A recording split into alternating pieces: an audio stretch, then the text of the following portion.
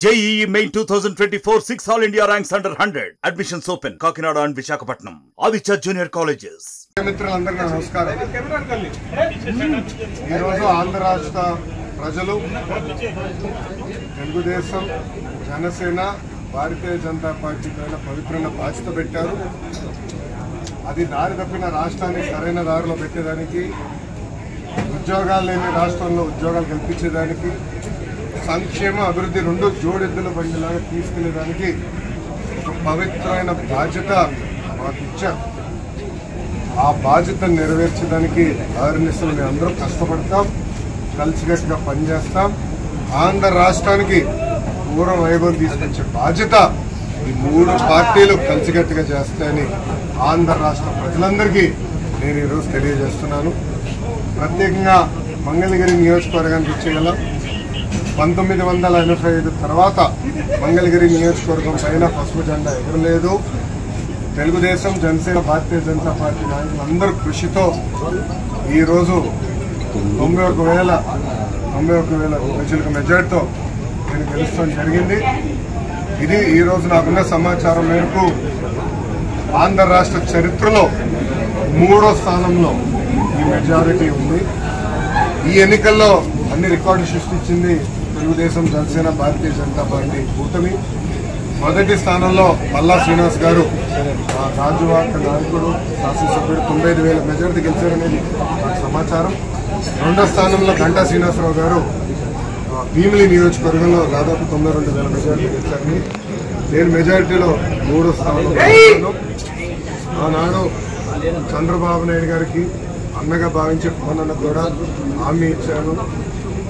ఎవరు ఊహించిన మెజారిటీతో నేను మంగళగిరి గెలిచి కానుక కింద ఈ సీట్ ఇస్తానని హామీ ఇచ్చాను. ఆ హామీని నిలబెట్టుకున్నా.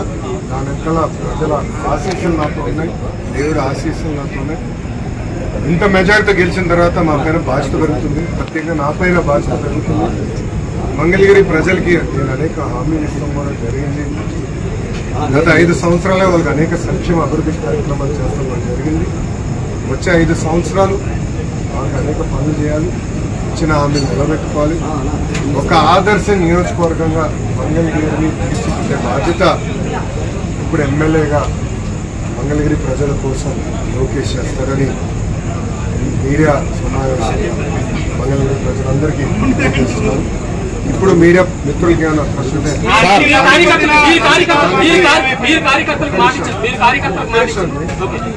మీడియా మిత్రులకి ఏమైనా ప్రశ్న ఉంటే మాటిచ్చారు. మిమ్మల్ని ఇబ్బంది పెట్టిన వాళ్ళ పేర్లన్నీ కూడా బుక్ లో రాసా ఉన్నారు. ఆ బుక్ లో ఉన్న పేర్లు పనికి కల్పించబోతున్నారా? అంటే వాళ్ళకి న్యాయం చేసే దిశగా, లేకపోతే కొన్ని మళ్ళీ చాలా స్పష్టంగా చెప్తాను.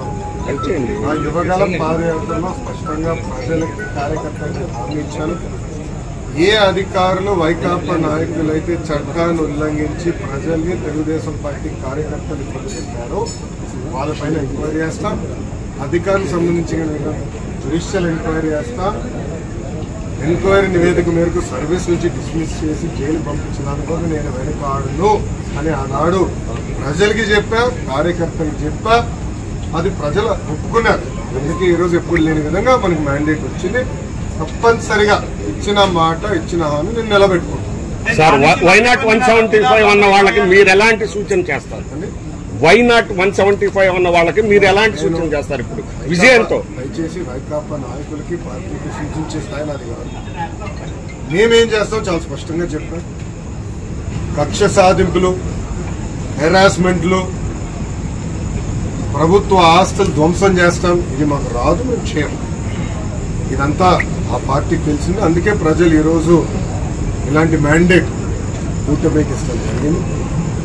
సో మాకు ఇచ్చిన మ్యాండేట్ నిలబెట్టుకోవాల్సిన అవసరం 3 పార్టీలు కలిగి. ఎందుకంటే ఆంధ్ర రాష్ట్ర చరిత్రలో ఎవరికి రాని మ్యాండేట్ మాకు వచ్చింది, ఎవరికి రాని మెజారిటీలు మాకు వచ్చినాయి. ఆ బాధ్యత మేము నిలబెట్టుకోవాలి. ఉందాతనంగా ప్రజలకి సేవ చేసే దిశగా మేము పనిచేస్తాం. ఇచ్చిన ప్రతి హామీ నిలబెట్టుకునే బాధ్యత. రాష్ట్ర చరిత్రలోనే మొదటిసారి మీ కుటుంబ సభ్యుల్ని టార్గెట్ చేసి మీరు ఎలా ముందుకెళ్ళబోతున్నారు? ఆనాడు శాసనసభ సాక్షిగా మా తల్లిని అవమానించారు. అది తట్టుకోలేక చంద్రబాబు నాయుడు గారు అన్నారు శపథం చేశారు. మళ్ళీ ముఖ్యమంత్రిగా ఈ సభలో అడుగు పెడతానని అన్నాడు. మరిన్ని వీడియోస్ కోసం ఛానల్ ని సబ్స్క్రైబ్ చేయండి. లేటెస్ట్ అప్డేట్స్ కోసం వాట్సాప్ ఛానల్ ని ఫాలో చేయండి. అండ్ లింక్ డిస్క్రిప్షన్ లో ఉంది.